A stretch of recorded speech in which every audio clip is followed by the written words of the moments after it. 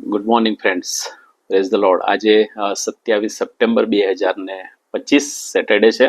આવતીકાલે સન્ડે છે 28 સપ્ટેમ્બર. અને આવતીકાલે દરેક ચર્ચની અંદર, સીએનઆઈના દરેક ચર્ચની અંદર પાસ્ટર એપ્રિસિએશન સન્ડે ઉજવાશે. એક સમય હતો કે જ્યારે હું પણ આ પાસ્ટર એપ્રિસિએશન સન્ડેની અંદર એક આગેવાન તરીકે અલગ અલગ ચર્ચમાં જતો હતો ને લોકોને ઉત્તેજન આપતો હતો. પણ જ્યારથી મને પરિસ્થિતિ સમજાઈ, ઈશ્વરે જ્યારથી મારી આંખો ખોલી અને મને વાસ્તવિકતાનું ભાન ઈશ્વરે કરાવ્યું, ત્યારથી મારી પણ એ ફરજ બને છે કે હું તમને જણાવું ઈશ્વરની બીકમાં ને ઈશ્વરના ભયમાં. રાઈટ. આવતીકાલે પાસ્ટર એપ્રિસિએશન સન્ડે છે વાલાઓ, અને પાસ્ટરની સેવાને ધ્યાનમાં રાખી અને દાન ઉઘરાવવામાં આવશે. રાઈટ. એમની સેવાની કદર કરતા. રાઈટ. પણ વાસ્તવિકતા કંઈક અલગ છે સાહેબ. પાસ્ટર એપ્રિસિએશન સન્ડેના નામે દાન ઉઘરાવવામાં આવે છે, પણ એનો હિસાબ ક્યાંય મળતો નથી. ઇટ મીન્સ સીએનઆઈને આવક થાય છે, પણ સીએનઆઈએ પછી એની જ આવક ક્યાં કરી, વાપર્યા ક્યાં, કેટલા પાસ્ટર્સને એમણે મદદ કરી, આપી, એમનો સેલરી વધ્યો, વોટ એવર જે આપણે કહીએ, બરાબર. પણ વાસ્તવિકતા બહુ વરવી અને બહુ ગંદી છે એમ કહીએ તો ચાલે. રાઈટ. કેમ? કારણ કે જે બાળકો રિટાયર થયા એમને આજની તારીખમાં પણ પ્રોપર નાણાં મળતા નથી, જે એમને એલાઉન્સ મળવા જોઈએ, કે જે એમને રિટાયરમેન્ટનું પેન્શન મળવું જોઈએ, મળતું નથી. હમણાં થોડા દિવસ પહેલા જ તમે પીએફની જે બધી બાળકોની માથાકૂટ થઈ એ બી તમારા ધ્યાનમાં રહેશે જ. જે વાલા બાળકો છે, જે મુખ્ય બાળકો છે, એમને તો બધું સમૂહસૂત્રું મળી જાય છે, પણ જે આંતરિયાળ મંડળીમાં સેવા આપે છે, જે લોકો હજી જુનિયર કક્ષામાં છે, એમના પીએફના કોઈ ઠેકાણા નથી. યસ, પીએફ જેવું કશું જ નથી એમને. અને એક બાળકે હમણાં વિરોધ ઉઠાયો ત્યારે એમને કહી દેવામાં આવ્યું કે તમને અમે કેશ આપી દઈશું. નથી બોલવું મારે એ સંદર્ભમાં વધારે. રાઈટ. ઓકે. અને એની અંદર જો ત્રીજી બાબત આપણે જોઈએ તો આપણને ખ્યાલ આવે કે જે ગવર્મેન્ટ ટેક્સીસ ભરાવા જોઈએ, પ્રોફેશનલ ટેક્સ ભરાવા જોઈએ, આવક જાવકનો હિસાબની અંદર સરકારને જે સરકારી ટેક્સના નાણાં છે મળવા જોઈએ, એવું કશું મળતું નથી. કેમ? કારણ કે પાસ્ટર એપ્રિસિએશન સન્ડેના જે નાણાં આવે છે એ કયા ખાતામાં જવા થાય છે, ક્યાં વપરાય છે, શું વપરાય છે, કેવી રીતે વપરાય છે, એનો કશો હિસાબ કિતાબ જડતો નથી. રાઈટ. અને એટલે તમને હું જે મુદ્દા પર લાવવા માંગુ છું આ કે આવતીકાલે જે આગેવાન તમારે ત્યાં પાસ્ટર એપ્રિસિએશન સન્ડેની અંદર વચનની સેવા આપવામાં આવશે અને ઉત્તેજન આપવા માટે આવશે કે પાસ્ટરના એપ્રિસિએશન માટે દાન વધુ ને વધુ આપો. એમને પહેલા પ્રશ્ન પૂછીએ કે ગયા વર્ષે દાન અમારા ચર્ચમાંથી આટલું આપવામાં આવ્યું હતું, એનો જરા હિસાબ આપજો. શું એની રિસિપ્ટ આપવામાં આવી છે ચર્ચને? ક્યાં વાપરવામાં આવ્યું, શું વાપરવામાં આવ્યું, કેવી રીતે વપરાયું, કોને મદદરૂપ બન્યા, રાઈટ. કેટલી હાથ પર સિલક છે, કયા ખાતામાં એ સિલક છે, એનો હિસાબ માંગજો. કારણ કે એનો કોઈ હિસાબ જડતો નથી. હું પ્રૂફ આધારે કહું છું, પુરાવા આધારે કહું છું. 2023નો જે સીએ ઓડિટેડ રિપોર્ટ સીએનઆઈનો છે, રાઈટ,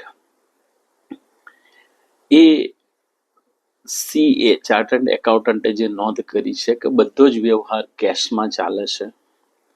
એમ્પ્લોય એટલે કે સીએનઆઈના તો એમ્પ્લોય કહેવાય ને, કેમ કે સીએનઆઈ એનજીઓ છે એટલે બાળકો એમને એમ્પ્લોય કહેવાય.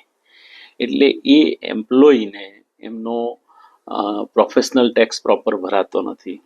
એમને જે સેલરી બેંક એકાઉન્ટ થ્રુ મળવી જોઈએ એની જગ્યાએ કેશમાં જ મળે છે, અને એ બી 3-4 હપ્તામાં મળે છે. કેવી રીતે 3-4 હપ્તામાં? કારણ કે તમેનો હું જે દાન નાખીએ છે ને ઈશ્વરની મંડળીની અંદર, એ દાનમાંથી જ સીધો કેશ વ્યવહાર એમને થઈ જાય છે કે આટલા તમારા આમાંથી લઈ લેવાના. It's a naked truth.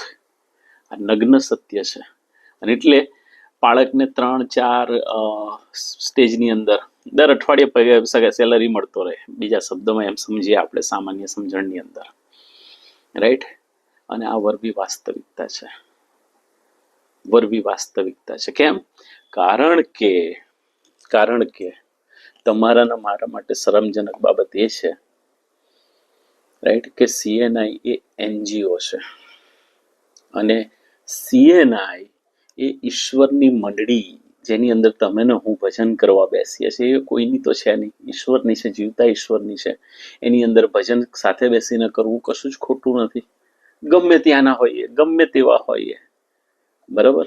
પણ જે દાન નાખીએ છીએ, દાન આપણે ઈશ્વરને અર્પણ કરીએ છીએ. આપણા અર્પણો ઈશ્વરને અર્પણ કરીએ છીએ. કેમ? કારણ કે ઈશ્વર આપણને જે આવકનો સ્ત્રોત આપ્યો છે, આપણી સમજણ, ડાપણ, બુદ્ધિ, ચાતુર્ય પ્રમાણે, એમાંથી આપણે જૂજ અર્પણો ઈશ્વરને અર્પણ કરીએ છીએ. અને એ અર્પણની અંદર જે આપણે અર્પણ કરીએ છીએ એમાંથી એ સીએનઆઈ એ લઈ જાય છે. એ એસેસમેન્ટના સ્વરૂપમાં હોય કે પછી બીજી અલગ અલગ સ્વરૂપમાં હોય, એ જે સીએનઆઈની પાસે જાય છે એનો કોઈ વ્યવહાર એ ચાર્ટર્ડ એકાઉન્ટન્ટના જે નોટ્સ જે કહેવાય છે, 20 મુદ્દા એ ચાર્ટર્ડ એકાઉન્ટન્ટે લખ્યા છે. તમે મને વોટ્સઅપ કરજો તો હું તમને પર્સનલી મોકલી આપીશ, રાઈટ. અને એ સુરતની જે કંપની હતી એ છે. પછી તો ચાર્ટર્ડ એકાઉન્ટન્ટ જ બદલી કાઢ્યા આપણે, રાઈટ. કારણ કે એ વ્યક્તિએ બહુ ગંભીરતાથી વર્ષોથી એ જેને કહેવાય કે ઓડિટ કરતા હતા અને એમણે બહુ સ્પેસિફિક રિમાર્ક લખેલી છે 20 મુદ્દાની. એમાં એક મુદ્દો આ પણ છે કે બધો જ વ્યવહાર કેશથી થાય છે, જે અયોગ્ય છે. ગવર્મેન્ટને ટેક્સીસ ચૂકવાતા નથી. અલાવ તમે ને મારી આવક હોય એની અંદરથી આપણે ભરપૂર પ્રમાણમાં ટેક્સ ગવર્મેન્ટને ચૂકવીએ છીએ. તો શું આ જવાબદારી આ જે લઈ જાય છે દાન, ઈશ્વરના અર્પણો, એમની નજરમાં નથી આવતી આ બાબત? વાલાઓ, બહુ સ્પષ્ટ કહું છું, જો કાણી કોથળીમાં આપણે દાન નાખીએ છીએ અને આપણને ખબર છે કે આ કોથળી કાણી છે, તો એના માટે જવાબદાર આપણે પોતે ઠરીએ છીએ.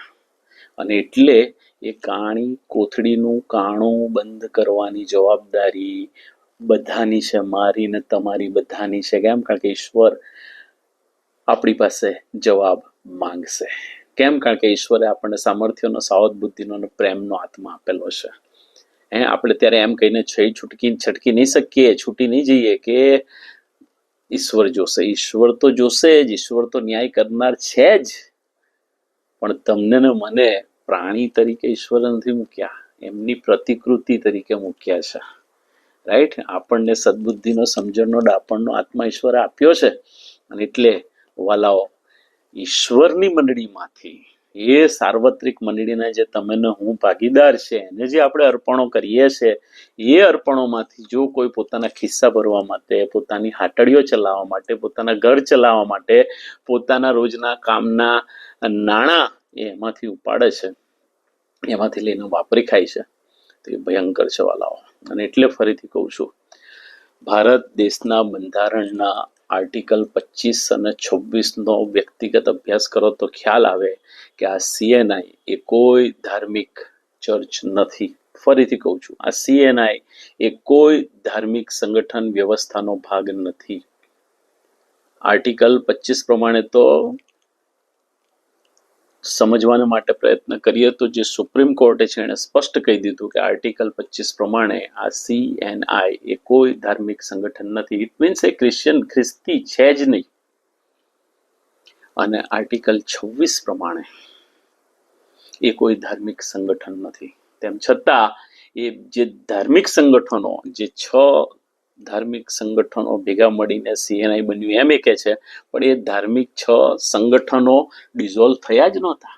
એને એ 6 ધાર્મિક સંગઠનોને કહેવાય કે એ કરવામાં આવ્યા જ નહોતા, એને બંધ કરવામાં આવ્યા જ નહોતા, એને વાઇન્ડ અપ કરવામાં આવ્યા જ નહોતા, રાઈટ. અને એટલા માટે બોમ્બે પબ્લિક ટ્રસ્ટ બહુ સ્પષ્ટ શબ્દોની અંદર સુપ્રીમ કોર્ટના એ ચુકાદાની અંદર ટાંકીને કહે છે કે આર્ટિકલ 26 ની અંદર સીએનઆઈ એ કોઈ ધાર્મિક અસ્તિત્વ ધરાવતું નથી. અને તેમ છતાં, બધું જાણવા છતાં, જો હજી આપણે આ સીએનઆઈને દાન આપ કરીએ છીએ, તો આપણે આંધળા બનીને એ કાણી કોથળીમાં નાણાં નાખીએ છીએ કે જેનાથી મને ખબર નથી કે એ કોથળી કાણી છે, પણ વાસ્તવિકમાં આપણા કાન સરવા છે, આપણી સમજણ છે આપણી પાસે, અને એ બતાવે છે કે એ કાણી કોથળી છે, પણ જો એની અંદર નાક કરીએ છો તો એ ગેરવલ્લે જ જશે. કેમ? કારણ કે CA9 હાઈકોર્ટે, સુપ્રીમ કોર્ટે અને ઇવન રિવ્યુ પિટિશન બિશપ માલવિયાએ કરી, એની અંદર પણ એને ગેરકાનૂની અને ગેરલાયક ઠરાવી દેવામાં આવ્યું છે. અને એટલે વાલાઓ એ સમજવું પડે કે હા, તમે ને હું સાર્વત્રિક મંડળીના સભ્ય છે ખરા, પણ આ સૃષ્ટિ પર જ્યારે છીએ ત્યારે આપણું અસ્તિત્વ કઈ મંડળીમાં છે, આપણું અસ્તિત્વ કઈ મંડળીમાં છે, રાઈટ? કોઈ વાહન લઈએ તેની નંબર પ્લેટ હોય છે ને, કોઈ બાળકનો જન્મ થાય તો એનું નામ હોય છે ને, મા બાપનું નામ હોય છે કે એના આધારે એની ઓળખ થાય. તમારી ઓળખ કઈ આધારે છે એ તપાસ કરજો. પ્રભુ તમને બધી જ બાબતો સમજવા માટે પુષ્કળ કૃપા આપે. મે God bless you. Myself રેવરન્ડ series Joseph Christie. મારો મોબાઈલ નંબર છે 9998729077. Bye bye. Take care. Have a બ્લેસડ weekend. C you.